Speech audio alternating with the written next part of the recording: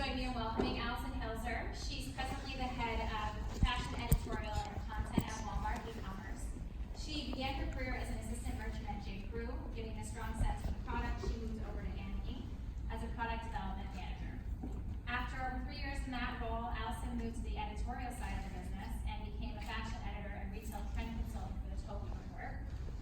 In 2010, Macy's recruited Allison and she moved over to become vice president of creative integrated fashion, marketing, and editorial content at Macy's.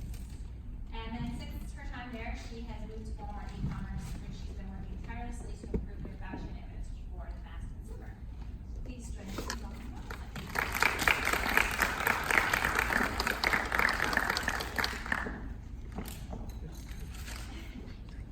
I just like to usually ask our guests to tell us a little bit about their career path and how you got where you are. Sure. Well, you just gave a really nice overview of my resume, but I guess the most interesting thing about my career path is I went to school for law, and I moved to New York City in 2001, and was in the middle of taking the LSAT, and in the last part of the test, I was just saying to myself, what am I doing? I don't want to be a lawyer.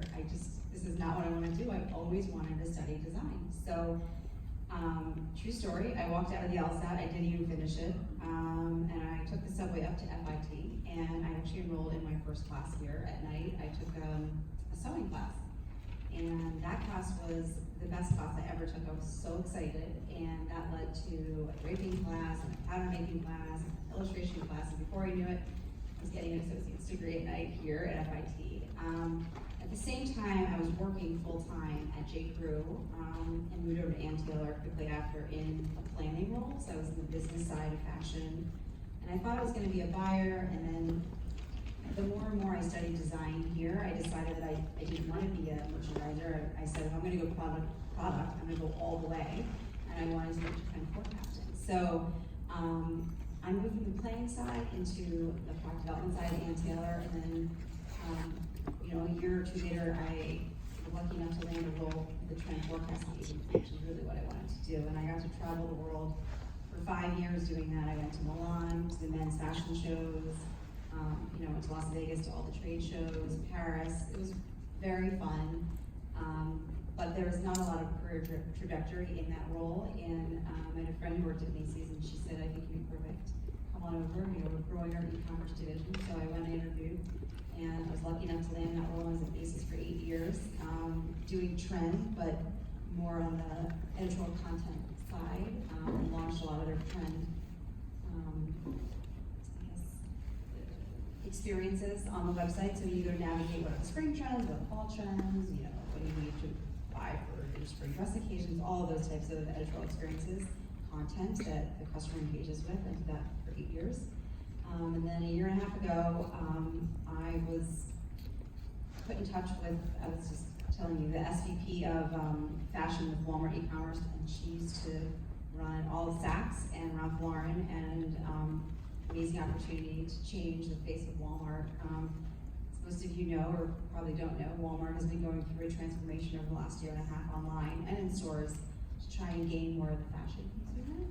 And so we've been working tirelessly to update the site, make it more visually pleasing, aesthetically more beautiful, to attract a younger, more fast fashion consumer, and to offer what our competitors have been offering for the last 10 years.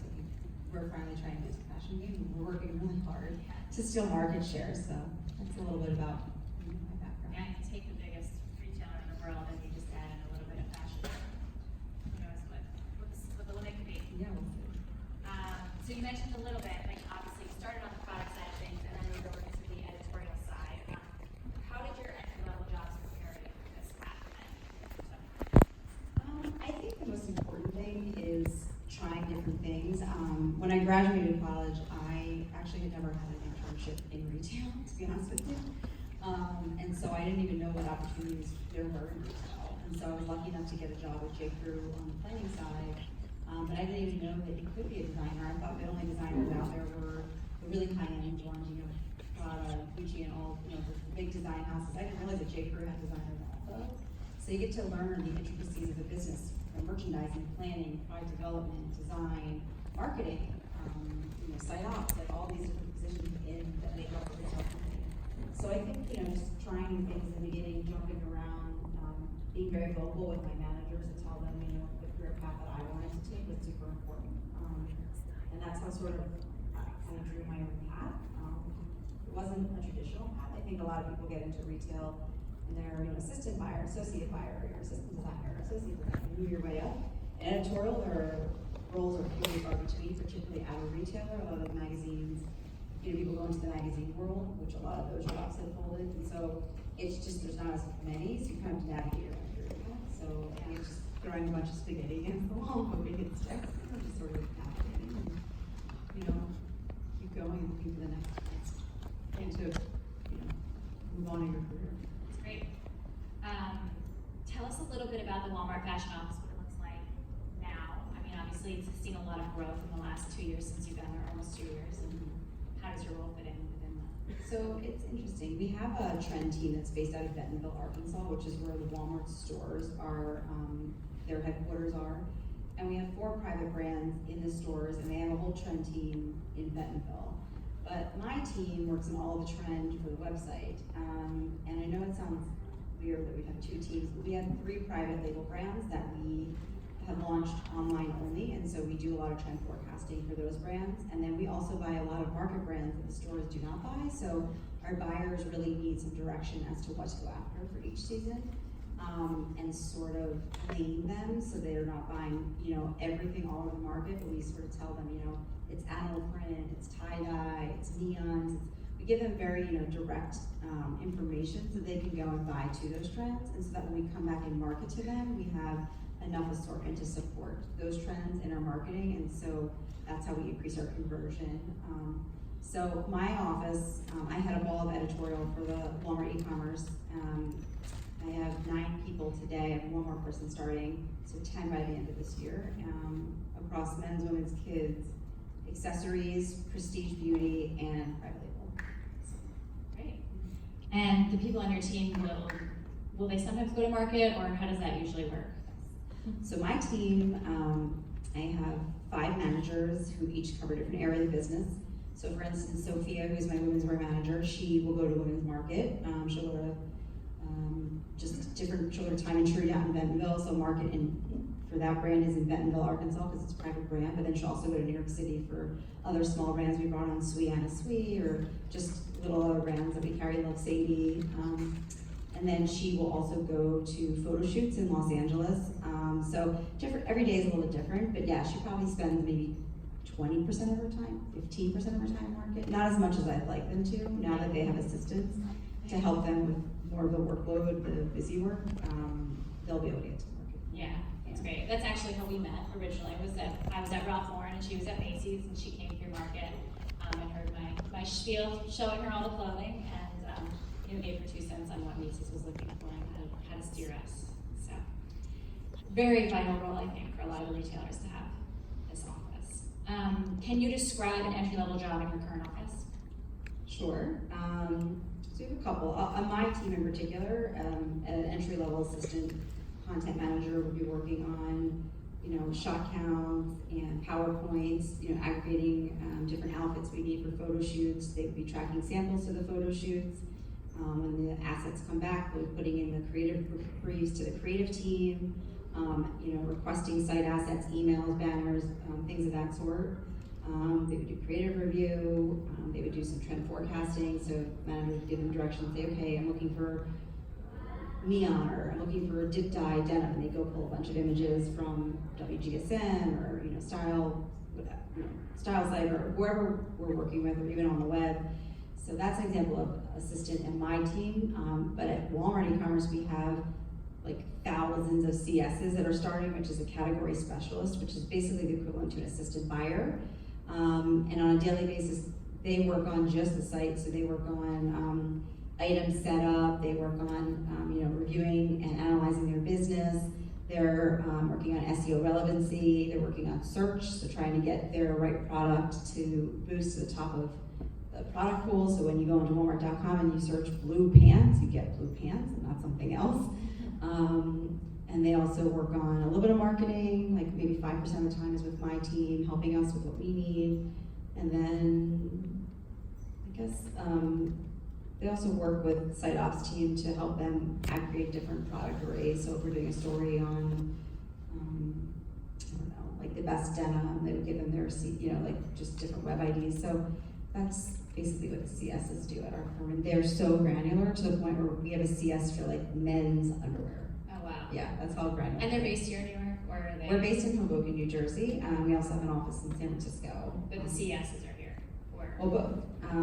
I'd say for fashion, I'd say that 85% of our team is in Hoboken, and the other 15% is in San Francisco. Great. And what kind of good qualities would you look for in a candidate? I mean, for me, I look for someone who's well-rounded, who can, multitask, and who can juggle a lot of things at one time. We're in different workflows at any given day, any given week. Someone who's open and, willing to learn. Someone who has a good eye, good fashion eye, who, likes trend, who likes fashion, who's passionate. Passion is super important, actually. Passion will get you a very long way in this industry. You could have no knowledge of anything in retail, but if you're passionate about something and you really want to learn, I think that's the most important thing in any entry-level role in the retail industry. But I think someone, on the CS side, someone who's analytical, who's really good with numbers, who can analyze a business, who can think about things from different angles. Somebody who just really, has like I say, the passion, but also like an eagerness to go out there and figure out like how to improve their business, and not necessarily have to always go to their manager, but be proactive and come up with solutions on their own. So I think being solution oriented and problem solving is a really good skill set to have. Yeah, great. It's funny you mentioned passion. I remember the first time I was ever promoted, my manager told the team that I was getting this promotion, and the number one reason was because I fully embodied the brand, which on the one hand should kind of be offensive because it said nothing at all about me and my qualities, but on the other hand, it shows how important it is to really look the part and, always want to be, wearing the right outfit for that office, or, presenting yourself in a way that works for that office. So passion will, I think, definitely get you where you need to go. Can you tell us about what a typical week looks like for you? Wow. Well, last week would not have been If there typical is a week. typical, yeah.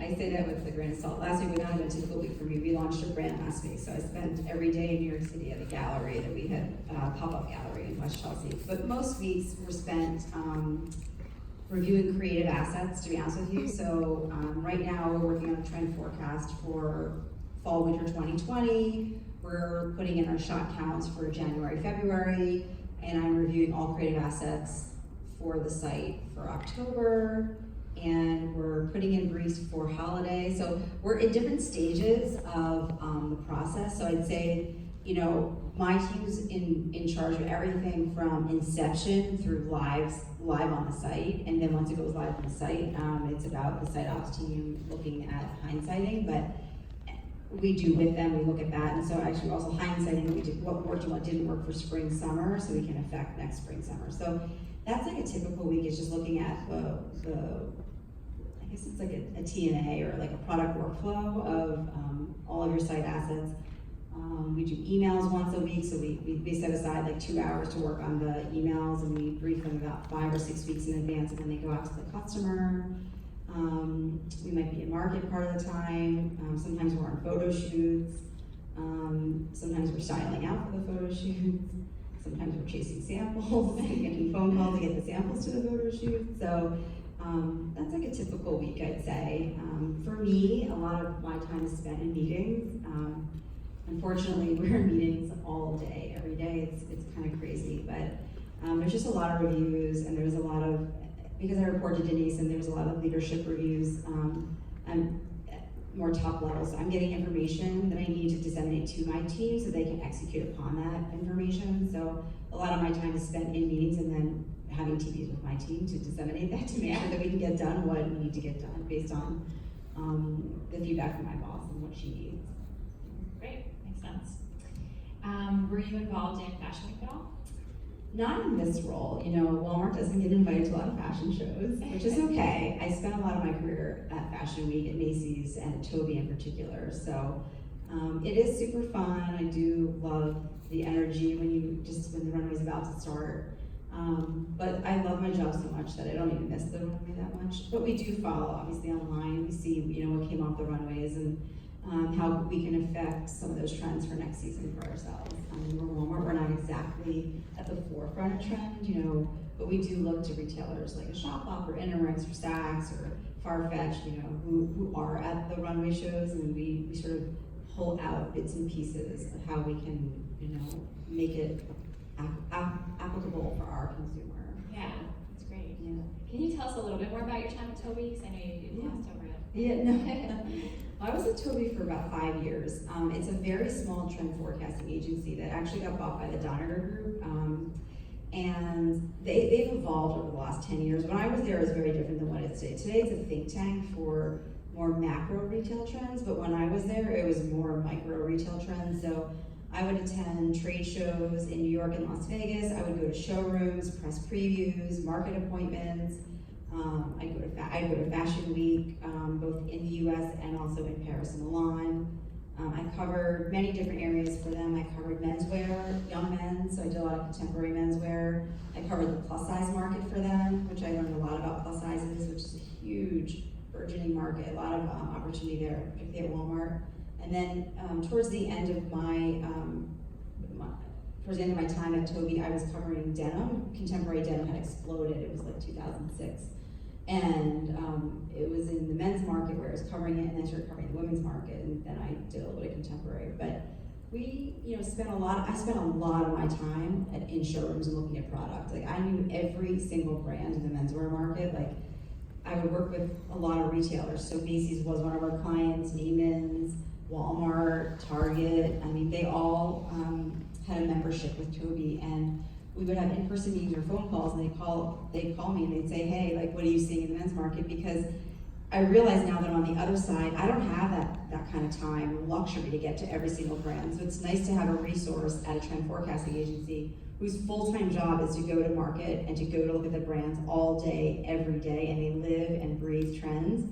And while I would love to live and breathe trends, it's just not a reality in my current role. So I do have to rely on, we do subscribe to Toby and Doniger. I have to rely on other people sometimes to get information aggregated myself. So it's great to have that resource. So being on that side, I was able to give, for instance, Joanne Guillaume, who's the men's fashion director at Macy's. At the time, he would call me and say, what are you seeing? Like, what are the big trends? What brands do you love? What are hot? Because even though he was in a ton of market appointments, he wasn't at every single one. So it was sort of more of like a bouncing board for these people, and they could take it or leave it. Sometimes it was just informational. Sometimes they would action upon it. Many times they did not. And I don't know if you're gonna ask this, but one of the reasons I left Toby was because even though I love what I was doing, I was so passionate, it was on the consulting side. I never knew, like, you can never see a project through and through. Like, you did all the work, you gave it to the retailer, and then you didn't know what they ended up doing with the information, if anything. So I wanted to go back to the retail side to like be able to see a project through and through and get metrics on it. So, Yeah. But it was fun. It was a really fun job. Yeah. Actually, can you talk a little bit more about that? How do you measure your success in your current role?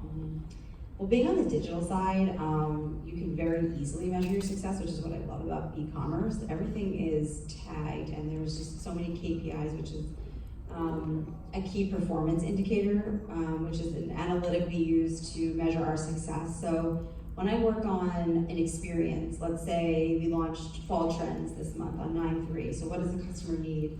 All the things for her, for him, for kids.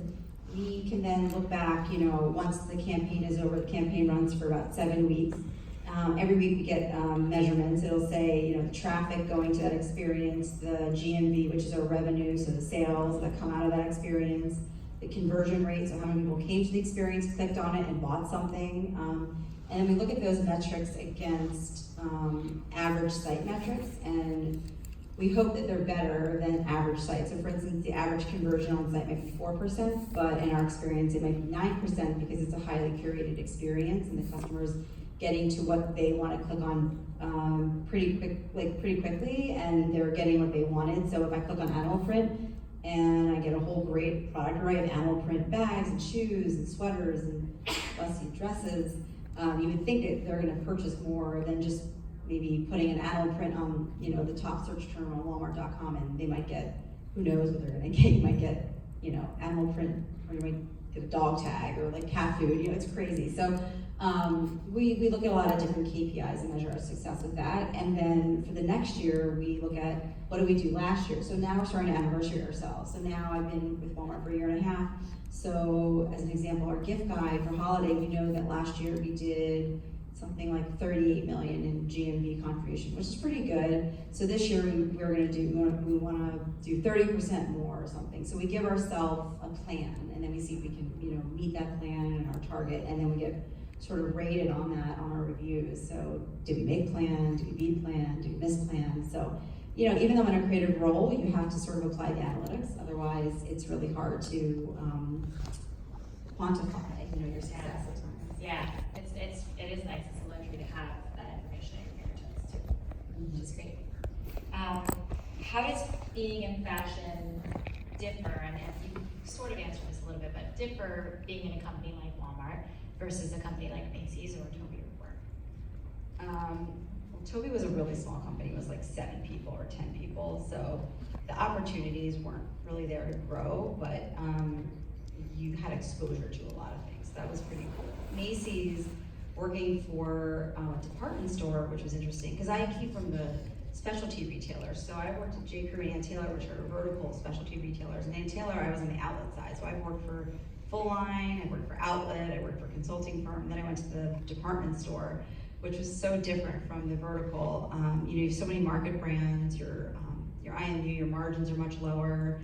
You know, when I worked on the marketing side, you deal with co-op, so, and we dealt a lot with that, so co-op means that brands will pay to play, so, like Ralph Lauren, for instance, I don't know, but, you know, they contribute to a marketing plan, and so you have to sort of get approval, you have to send back to them once you shoot everything, if they like it, if they don't like it, you have to reshoot it, they want a different select. That takes a lot of going back and forth, whereas at Ann Taylor or J. Crew or even at Toby, I didn't have to get anyone's approval because everything was done in-house. So there's, you know, that comes with that role. But, you know, I love Macy's because it was a huge company. There was a lot of room for growth, and I did grow a lot. I started as a manager actually at Macy's, and then got promoted to director and then VP. So I was promoted 3 times there, and that was really great for me in my career. Macy's also has amazing training. I went to Cincinnati for 3 days and got corporate training, which is great. So they really do invest in their employees. But the opportunity at Walmart was too good to pass up. And I say working for a mass retailer is crazy in a good way. You know, we are the largest. So much power walking into meetings. We are the largest retailer in the world, and there's a lot of power that comes with that. And it's insane the amount of volume that Walmart does and the amount of power that they do have in terms of buying power. We have 5,000 stores, of which I think 4,000 have apparel on them, and the website, which is a drop in the bucket next to the stores. But when that buyer walks into market and they're buying a pair of jeans, they could buy 50,000 pairs of jeans like this. And you go, you know, you're at Ann Taylor and they maybe have like 300 stores. I don't know how many stores they have, but like maybe 250 stores or whatever it is. Like, you could never buy 50,000. You would never get through that in 5 years. So the power of that is you can go and you can get great margins because you're scaling. So it's all about economies of scale. That's an economics sort of philosophy. And so it's interesting. People think, oh, Walmart, it's really cheap. Like, I wouldn't want to wear anything from there. The funny thing is that what you're buying from Walmart is probably the same quality of what you're buying from Zara or even from Macy's. It's just that we buy to such scale that we're able to offer such a great price to our consumer, and our margins aren't quite as high because we pass on all of our savings to our consumers. So our motto is everyday low prices. We save money so people can live better lives. That's our motto. So what's interesting is a sweater, you know, at Walmart is anywhere from, I don't know, $22 to $32. That same sweater and that same quality is being made by the same manufacturer, where you'll see it at a department store setting or somewhere else for $75. And that's really the inside of what's going on in retail. I think you learn all these things as you get into the industry. You go to market, you go to trade shows, you look at the margin markup. I'm sure you could speak to this at Ralph Lauren, Yeah. But that is the secret, which is very funny. But yeah, being at Walmart, the other thing I love about it is because it's a large company and we are growing so fast, we're allowed to test a lot of new things, which I haven't been able to do in my career in a long time, because Macy's was very frugal with their money in terms of, you know, every penny count, and if you fail, like, it was a big deal, you know, in terms of losing money. But at Walmart, like, what we're trying to test online, it's so small in comparison to the total company that they want us to take those risks, and they're like, fail fast and pivot is like sort of our motto, it's Denise's motto. So it's like really refreshing to try something, and even though it doesn't work, we keep moving along, but at least we got to try it. So I think that's really cool. Yeah, that is amazing. Yeah. And Macy's is the largest department store, so I mean, if you can't do that there, you can't do that in any of the department stores, really. Right. So. I mean, Macy's did test a lot, Comparatively, but yeah. comparatively, we tested They a failed a lot. lot too. Yes, that's At least true. one. They did test a lot. But as a segue, can you tell us a little bit more about your time there? You mentioned the promotions, and you know, was it challenging to be at a company that was undergoing so much transition in the last Yes. 7 years? It's interesting. I was there during a very pivotal time at Macy's when we went omnichannel. So when I started there, I was only on the digital side. I reported into the head of women's digital, and grew my team. It was only 3 of us when I left to go to the store side.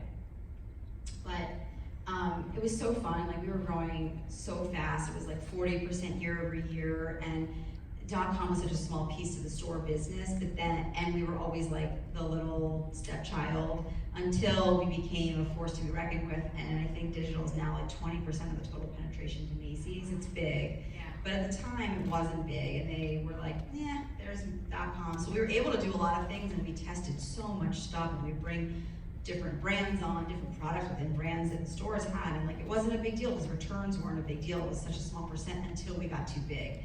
And then the returns became a huge issue. What was happening was we were buying things that were not congruent to the stores. They were being returned to the stores were sitting on inventory, they didn't know what to do with it, they were marking it down. I mean, we had BCBG dresses that were $1,000, that were in season, that were marked down 50, 60%, you know, 3 days into having them on our site, and it was just, we couldn't do it anymore. So they started working on a program called Hub and Spoke, and they started figuring out how we could be more omni. And over the course of my last 3 years at Macy's, everything got integrated, from the merchandising team to the marketing team to the fashion office. You know, you name, even site ops, like the, you know, the digital team got rolled under, the store buyers.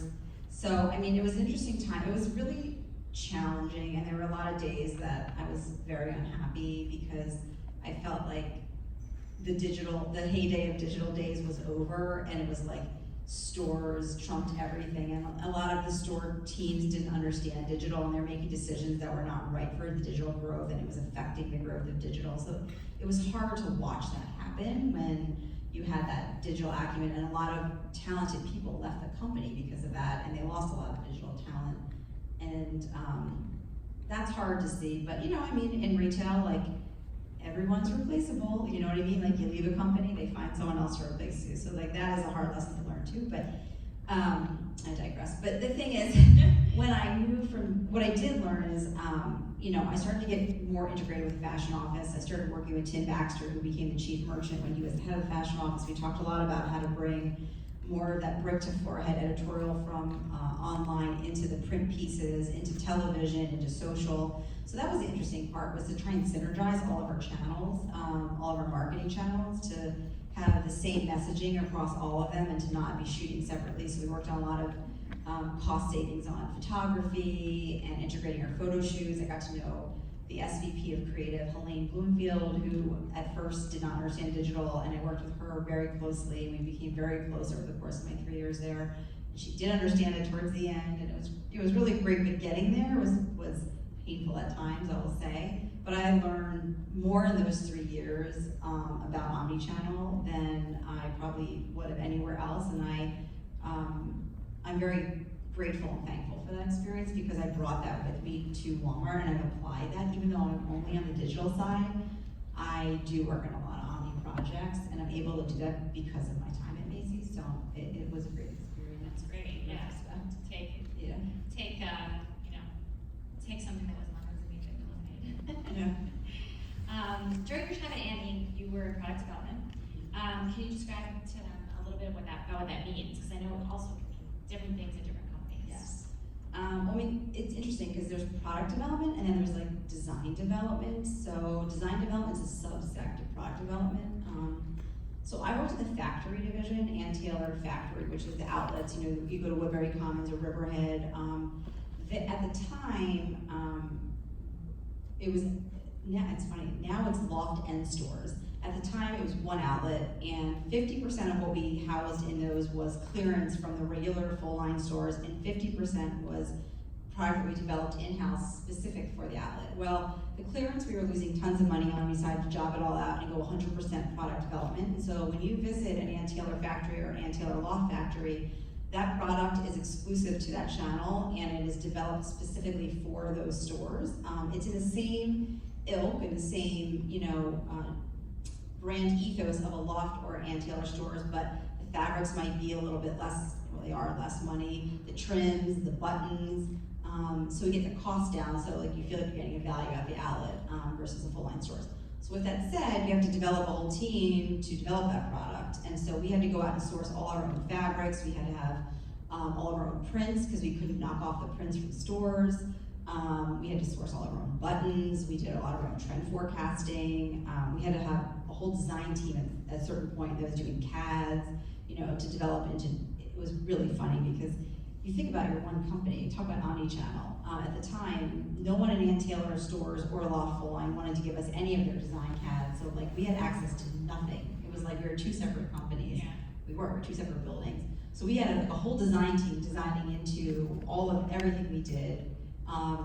For like 2.5 years while I was there, and it was like a fun time. I even learned how to use Photoshop and do like print, like 'cause it was so expensive to like go to these print houses and have them recolor prints. I mean, we had like $1,000 a pop, so like I was already at FIT. I took a Photoshop class and I learned how to do it in house. So I was just doing it for free because I was already employed there, and we were using that. But yeah, I mean Product development is really, it's sourcing yarns, it's sourcing fabrics, buttons, trims, all of that, and prints, and putting them into development. Yeah. Not that you were in product development at Macy's, but how would it be different there? I think it's similar. I mean, the product development team at Macy's is called MMG, which is Macy's Merchandising Group, and they do hire a lot out of school. Macy's has 6 in-house brands, or many more, but in women's, I think 6. They have Inc., Bar 3, Charter Club, Style & Co., JM Collection, Karen Scott. I think that's the gist of the 6. And so each of those brands has a team of people that work on basically designing those brands from scratch and looking for fabrics and prints, and they buy samples in the market to knock off or get inspired by. And then there's a merchandiser who works on merchandising the line, the buyers that buy the line. So it is very similar, actually. Yeah. I don't know. I've never worked at MMG, so I don't know, but the process is pretty similar. Pretty similar. Yeah. I think maybe the difference being that the designers actually don't, like they work with outside vendors to design the product, right? Yeah, I mean, that might be the difference. Well, the funny thing is, I bet that Ann Taylor also works with some manufacturers now, and domestically, so they can be a little bit more fast. But you're right, at the time when I was there, we worked with all overseas manufacturers that were all factories like owned by Ann Taylor, so it was vertical. So you can send it over to our factories versus I guess MMG goes to market brands and they have market brands make it for them, which is what we do now also for our private brands at Walmart. Yeah. Because you can just react much more quickly. Right, yeah. So where has been your favorite place to work and why? Oh my God, that's such a tough question. Your boss is in the room. I know. I mean, honestly, I really do love my job now. I'd say either the very beginning of Macy's when I was at .com, I loved that job, my first 5 years there, or I'd say the last 6 months in this job. The first year in this job was hard. Yeah. I mean, I loved it, but I would not say it was my favorite job. I was working 80 hours a week trying to get the site up and running. You're in a startup in a company that is not a startup. Yeah. So I think the last 6 months though, my role has been amazing. As I've built my team, I'm able to delegate more and have a little bit more of a life and to sort of sit back a little bit and strategize versus being in the weed. So that has been pretty enjoyable. And to see the transformation from where we came from to where we are today and all the fun initiatives that we're working on. So, yeah, I mean, I think digital is really like my fashion, and so that's why I think it was like the first 5 years of Macy's were here. Yeah. Yeah. Cool. And least favorite? I'd say my least favorite was probably Ann Taylor, only because I had a manager there who was terrible. She was a micromanager, and she didn't know what she was doing, and she was just terrible. And then the whole thing fell apart because they realized that they should have been making we shouldn't be having designers, we should be using the same silhouettes that are in the full line stores Yeah. and just recoloring them, like hello, like that Yeah. makes more sense. So they fired the entire design team, and I actually like lost my job on the product development side, and because I was a planner before that, they were like, you're very talented, we wanna keep you, but now you're an assistant merchant, and I was like, wah, like I don't wanna be an assistant merchant, like once you get a taste of trend and all of that, you don't wanna go back, or I didn't wanna go back, so it didn't end very well, and that's when I left to go to Toby. Yeah. But I think just because my manager was terrible, and honestly, I will give you this advice, you could have the best job in the world and the worst manager, and it's gonna be the worst job in the world. Like, the people you work with is so important to your happiness at your job. I mean, I believe that 120%. Yeah. So, if you don't like your person you're reporting to, it's gonna be a rough road ahead. Yeah, it's the number one reason people leave their jobs is because they do not like their boss. Definitely. And so, there's always a lot of emphasis on that, I think, in retention and keeping people in the company, but really you need to train your staff and make sure you have good managers. Very important. Do you feel sustainability is going to be a big trend going forward for fashion, and can you speak to a little bit about what Walmart is doing?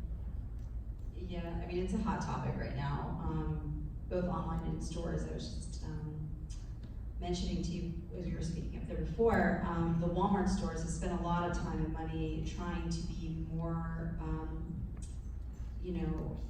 environmentally friendly. So a lot of the stores are going towards solar panel. And, we have a lot of stores, 5,000 stores. That's a lot of electricity we're using up. So a lot of the roofs are being converted into solar panels. I think that's important as an organization. I think, packaging and hang tags, all of that, there's less of it. I mean, we're a no-frills store anyway, so we don't have a lot of that, but less packaging, less plastic on packaging, more cardboard and recyclables versus plastic. I mean, there's a whole thing about the water bottle situation, so I don't know if they're doing that, but I think even challenging our brands, like my best friend actually, she's a marketing VP over at Pepsi, and she was just telling me, and Walmart's one of her biggest retailers that she sells to, and she was saying, a lot of their packaging they're converting to paper, it's a big trend versus plastic. Paper for actual Pepsi or? Well, just, different water, products? she works with water. Oh, okay. She's an Aquafina and box stuff. water. Oh. Box water is a big Yeah. idea, because at least that can be recycled and reused versus plastic is killing our ocean, so. Yeah. That's, so we as a retailer who sell many water bottles, we should be challenging a lot of our suppliers to come back with better packaging. I think that's really important. Yeah, definitely. Has Walmart been making any preparations to deal with the shifting age demographics in the country? I mean, I know we are online. I mean, it's funny, the Walmart.com consumer is slightly younger in age based on our NPD data than the Walmart stores. I mean, 1/3 of the country actually shops on Walmart.com, which is interesting. Not all for fashion, but a lot for grocery and TVs and all that jazz. Yeah. Books. So, what we're doing, at least on the Walmart.com side, is we're trying to introduce brands that are appeal more to the millennial consumer and the Gen Z consumer. So we just relaunched Scoop last week, which we're very excited about. I'm sure you guys are all very young, may not know what Scoop is, but it was the first contemporary store of its kind. It was the predecessor to Shop Up and Intermix, and they were known for all the best brands. They were featured in Sex and the City, in the height of Sex and the City. They had these shopping bags that were really expensive. They were like plastic or vinyl, and you could only get one if you made a full price purchase. And these bags probably cost $5 a pop, and that's a lot for a shopping bag when you go to a store. But actually, those were sustainable because they were reusable, and people would end up reusing them and start shopping all their stuff all over New York City in them, and that became their marketing tactic, and it was their organic marketing. So anyway, long story short, we bought the IP 2 years ago. We sat on it and we decided that we wanted to relaunch the brand on Walmart.com, and it's now our premier fast fashion brand. It's very much in line with what you'd find at like a Zara or H&M.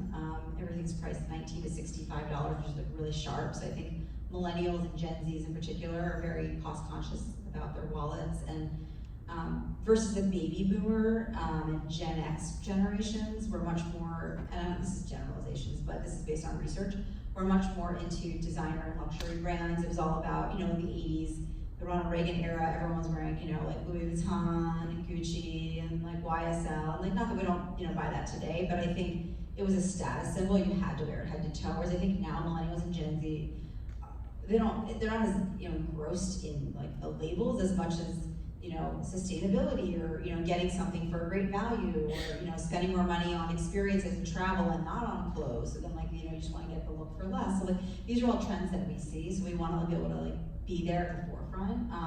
I'd also say the young moms. So, you know, you look at your millennials, your older millennials are now in their early to mid 30s, and a lot of them have kids. So we've developed a brand, Wonder Nation, that is really cost conscious. You can buy the same fashions you could buy at Gap or Crew Cuts, you know, not maybe the same quality, but you know, you have little kids and they go through, like I can tell you I have 2 little kids, they go through leggings. Like my 6-year-old, I probably buy 7 zillion black leggings over the course of the winter because they all rip, whatever. Like I don't want to spend, you know, $30 at Crew Cuts or $50 at Crew Cuts. I can go to, you know, Walmart and get like a 3-pack for $10, right? So I think we're trying to target that millennial mom as well, and having what she needs. And that millennial mom is very busy, so you come online, and I'm sure you don't get to a store very often. I don't get to a store very often. I do all my shopping online. So if I'm going there to get my Tide Pods and my toilet paper, I'm gonna throw in the leggings and a dress and some shoes for my kid, and it's one-stop shop, and you just get it in a box. So I think that's like sort of what we're trying to target. That's great, yeah. Yeah, you mentioned a couple times your competitors, and who are you guys really going for? Yeah, I mean, our biggest competitor is Amazon, obviously. That's no secret to anyone. I think Amazon really does have the market share, and they monopolize a lot of that online. You know, their growth has just been insane trajectory. I think they're gonna do like 150 billion this year or something like that, maybe more. So I think definitely Amazon, but I think we are trying to take market share from a Macy's, a Kohl's, a Penny's. Old Navy is a big competitor of ours. They do everyday, you know, great low pricing. Yeah, I mean, those are some of the people that we look to in terms of in our space. But then we also aspire to, like, for our site, for me, like I look to Nordstrom or Shopbop for content because they do it really well, and they're very clean and fun. Intermix does a great job. So we use them as inspiration for editorial content marketing. But in terms of assortments, we look to probably like the Macy's, you know, the good, better, best zones. Just see how they're doing it. Yeah. Well, I know you were destined for a law career when you first left college, but do you think there's anything that you would have done differently in college to prepare you for this path? Yeah, I was completely unprepared coming out of college for this industry. I'd never, like I said, never had an internship. So I guess my biggest regret is not interning. I went to UPenn undergrad, which is in Philadelphia. I should have interned at, you know, Urban Outfitters that were like really like a hop skip away, and at least then I could have learned more about the different positions in the industry. But I don't regret anything. I feel like I learned a lot, you know, coming out of school and being a planner. And it's like, so what? I lost 3 years being a designer and trend. I mean, it didn't really, you know, affect my career in the long run. I'm happy where I am today, but I think it would have been interesting to learn more about those different roles in the industry, so I could have been more prepared when I came out to then say, okay, this is what I want to do, and sort of hit the ground running. But I guess that's my only regret. Yeah, that's good. That's a good tip. So you sort of began your career when e-commerce was just kind of blossoming and growing. What's been the coolest part about the growth of e-commerce in your? I mean, I just think the acceptance of people wanting to shop online. I think it's funny, back in 2001, e-commerce was very small, and people were naysayers. They said, like, who's gonna give a credit card to someone that, like, the security, you know, or why would anyone shop online? You can't touch their clothes, you wanna go to the stores. But what they didn't realize is that when you shop online, you can shop 24 hours a day, 7 days a week, it never closes. You know what I mean? And everyone likes, you know, I think most people like to shop in some capacity, and it's fun, and you know, you can assort in different ways. I mean, that was the coolest part. You go into a department store and like everything is is assorted by brand, because that's how they do it. And they have evolved, you look at Story at Macy's and other things they've launched that are more curated, but online, all you do is you say, okay, I want a dress that's for a cocktail party, that's, pink and short. You put in all those attributes and you end up with an assortment of like the 20 things you're looking for versus trolling around an entire department store trying to find those 20 dresses, right? So like it's like easier, faster. It's like that's like the coolest part about it. But then on my side, it's just cool to see like what customers are real time engaging with. So like every day you pull your sales and you can see like which items are your best items. So like we might have bought 3,000 items, but only like 300 of them are doing 75% of your volume. So you're like, oh, I bought the other 2,700 and like those I don't really need. Like maybe I just invest in these 300. So Macy's did a lot of work on that. They called it a power pivot. And they said like, 50% of my assortment's doing, or like, no, was it 20% of my assortment's doing like, 75% of my volume. So it's like, you start to see what the customer's engaging with very quickly. Not that you can't do that in stores, but then you can start to amplify it online and say, okay, this is my best-selling dress, which you notice at Ralph Lauren, you can blow it out in 10 colors online. You don't have that floor space in a store. You might only go to Ford or for a T-stand for 4 colors, whereas online you can have 14 colors. And that's how they started building their assortments and really building the business and starting to understand like how the customer and then sizes too, like not just colors, but in a store you might only have 0 to 12 or 0 to 14, but size inclusivity is so important. Like online, we can go up to a size, if the brand offered it, a size 18, or then we can add plus sizes that we didn't have in the stores. You go up to a size 24W. I mean, even on our website, we offer all of our private brands from 0 to 20 because we can. We don't have to, there's unlimited shelf space. So Right. it's super exciting. Yeah. It's a fun place to be. Yeah. Well, great. I guess my final question is, how do you stay informed on emerging trends in this space? I mean, we do a lot of competitive research. I spend a lot of time on other people's websites to see what they're doing. We say, what's best in class? So best in class is the best people industry and how they're doing it and how we think the customer wants to shop. So from my perspective, it's content. So I subscribe to every other retailer's email. I mean, you name it, from the high end, like Net-a-Porter, all the way down to JCPenney. I like want to see what they're doing in their emails to see how they're engaging with their consumer, their messaging, their promotions, all of that. And then on site, I look, Nordstrom does a great job with their editorial. They're very clean, everything is easy to find, so we look to them a lot, and I don't say we knock off, we're very much inspired by their site. We have used a lot of their editorial as inspiration for our editorial.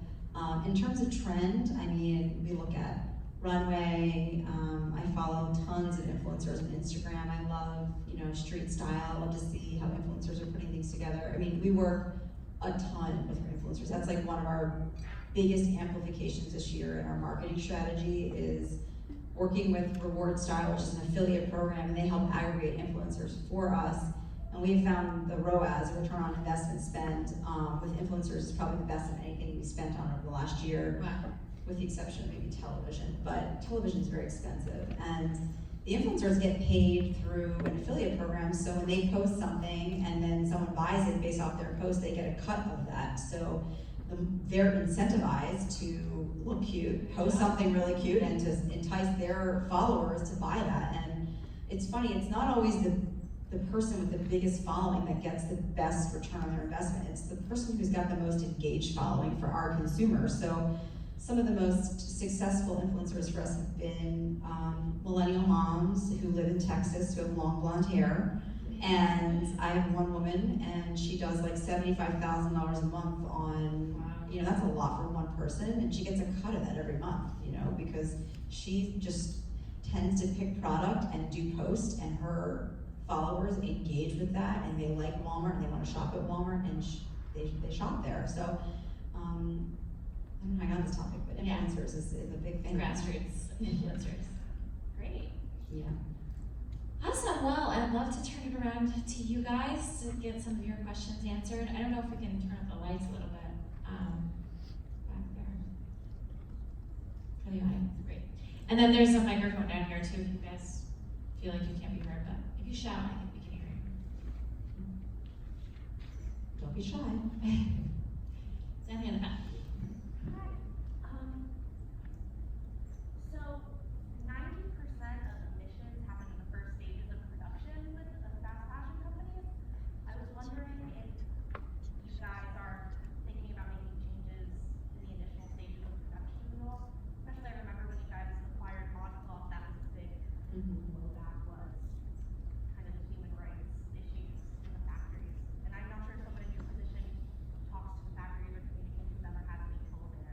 actually don't know, I'm sorry, I don't know very much about that topic and about what we're doing on that, but, I'm happy to ask and get back to you.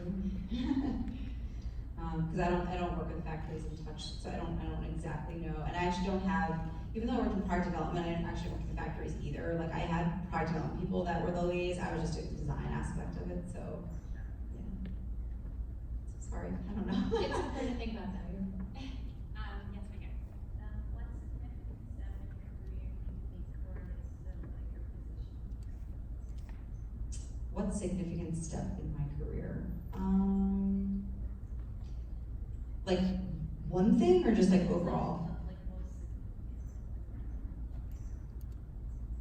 I think being a risk taker is important, and I'd say my leap from my last job to this job was a risk because I was leaving the department store setting, which Macy's is a huge retailer and they're known for fashion and very well respected for their fashion, and Walmart is not. And so once you go down market, it's very hard to go back up market. That's not to say that I can't, because I do work in e-commerce and there's a lot of companies probably that would be looking for e-commerce talent, but you have to be careful where you go in your career because you have to understand where's your next move. So like, I don't ever want to go work at Bergdorf Goodman, that's not my dream. But if I wanted to, I can't. I don't have experience in luxury, and they're not gonna look to someone who's at Walmart to go into luxury. But I knew that it was a leap of faith because I knew that there was a lot of opportunity there. So fingers crossed that, our customer base and, America embraces Walmart as someone to consider for fashion, and hopefully all the work and strategies that we're working on will come to fruition. But I would say it's a big risk. But taking that risk is important because, my role here is much bigger than it was in my last company, and the payoff is bigger. I have a bigger team, get a bigger salary, all those things that come along with it. But, at the end of the day, like, what if we fold all of our fashion brands and I lose my job? Like, that's a risk, but Yeah. you take the risk. Yeah. Did you study planning at FIT, or how did you, like, because if you were doing sort of sewing and design, like, how did you do it for? No, my first job out of school was a planner. Actually, when I studied undergrad was international relations and French. So, most people who go into planning and merchandising don't all come from fashion schools. Some come from a liberal arts background from other schools. But the reason I was studying FIT design is because I wanted to move out of planning into design and the creative. So that's why I went back to FIT to learn, because I didn't know anything about even merchandising. So I went back to learn all of that so I could move out of planning. So I just like math undergrad, so I guess that was like my reason. And also it was my only entry foot into, it was the only job I got, in retail. Like I didn't have any experience. Like I said, I had no internship. So I was lucky enough to get that job at J. Crew. So I was like, whatever. I just knew I wanted to get into retail. I don't know why. I don't know why I didn't do it before, but I guess I graduated and I was like, what do I want to do with my life, So it was my one entree, my foot in the door, which is important. I think that's an important thing to note is, your first job out of college might not be your dream job, but if you're getting your foot in the door, that's important, because once you get your foot in the door and you prove yourself, you're able to move around. Absolutely. The improve yourself is very important, I think, but it's a big step up just to be in the door and figure out where to go next. I think actually that's a common theme we've heard from a few people, is you're not gonna have that dream job, your first job.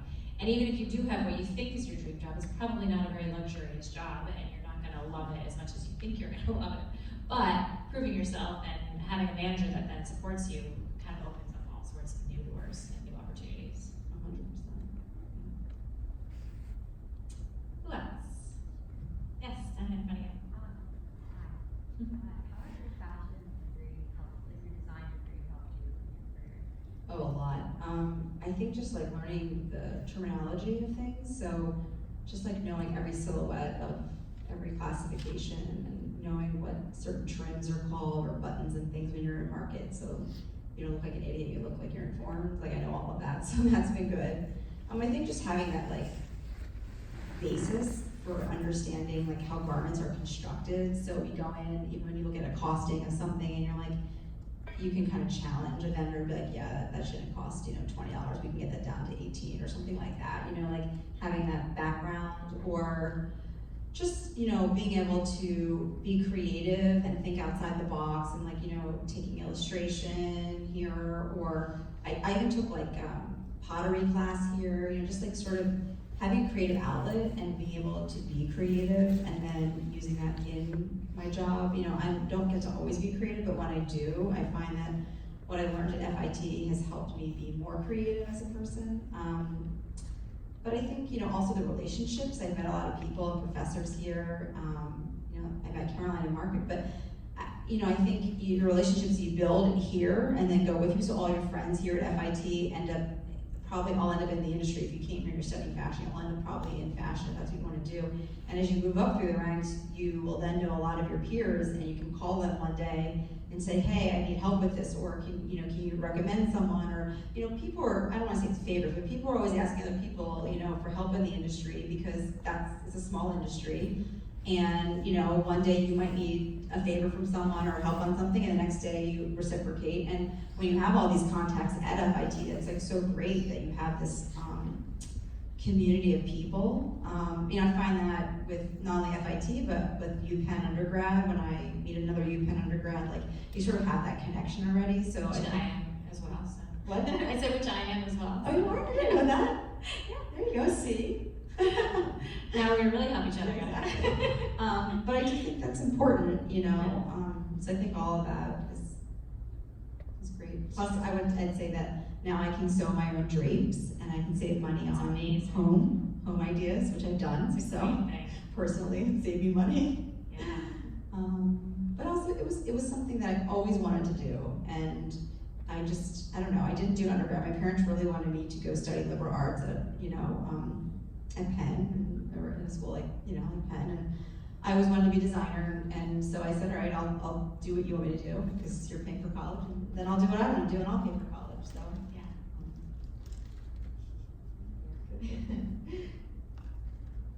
Way in the back of the string.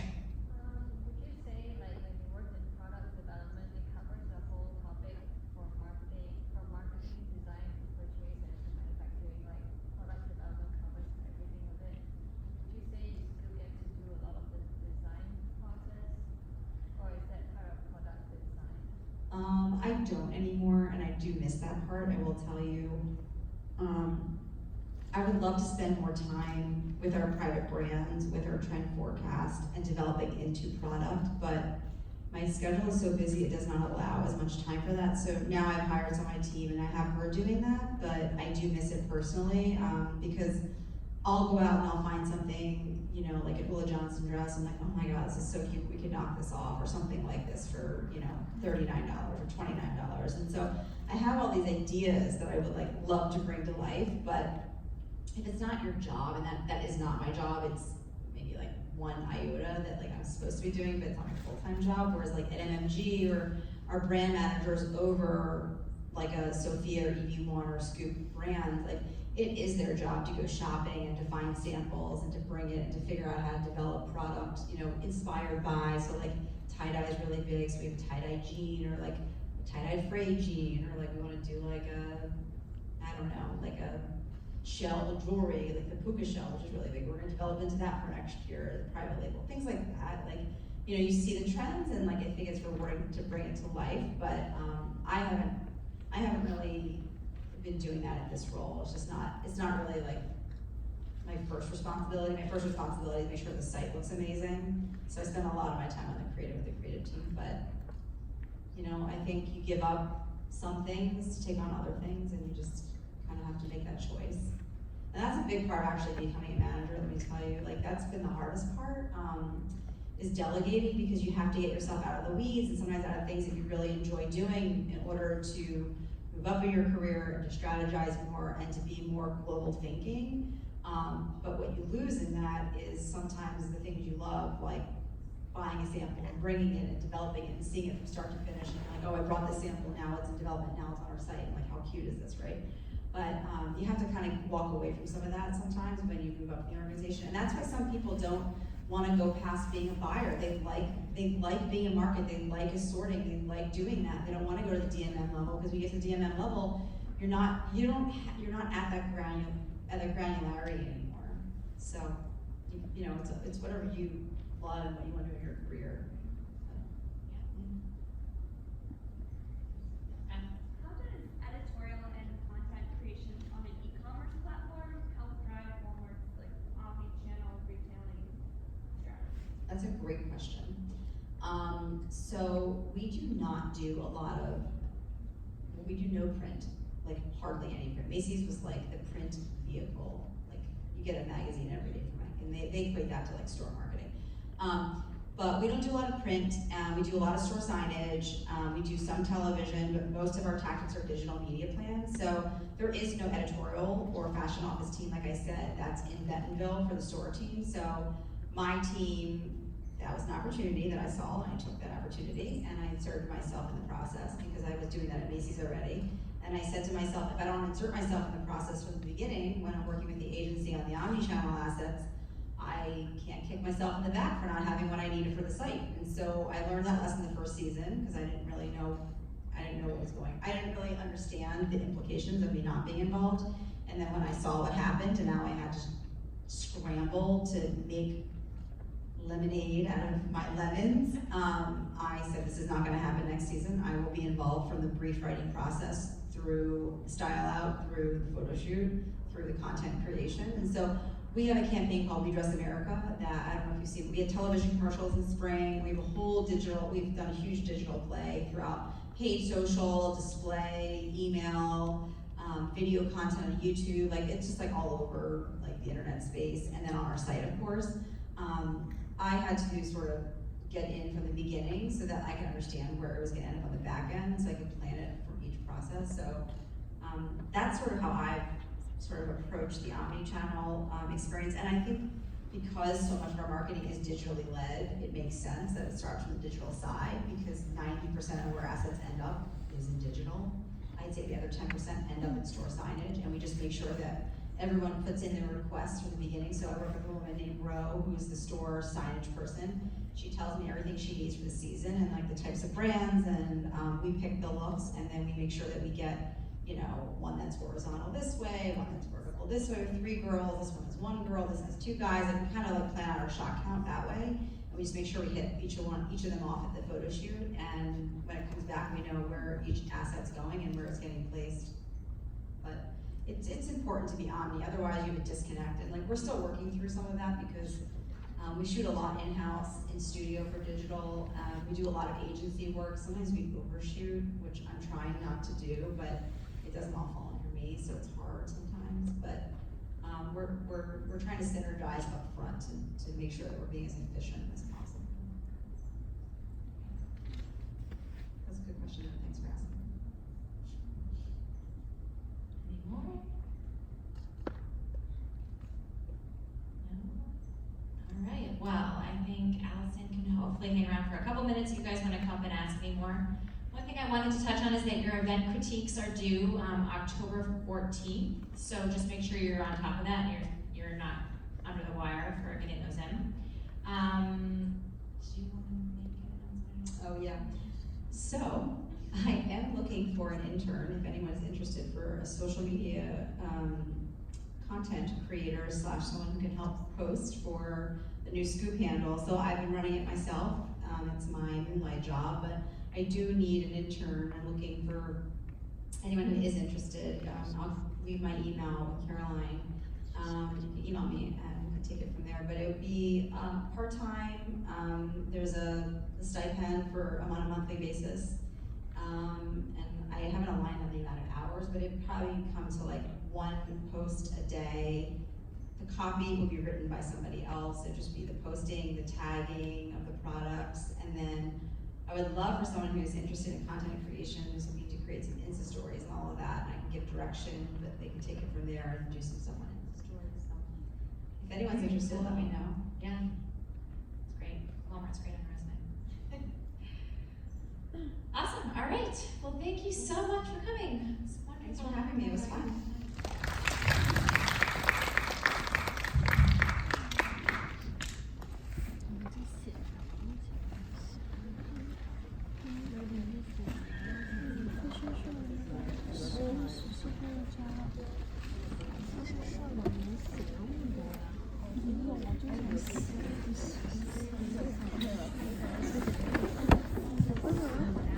所以我们是这周3去是吗？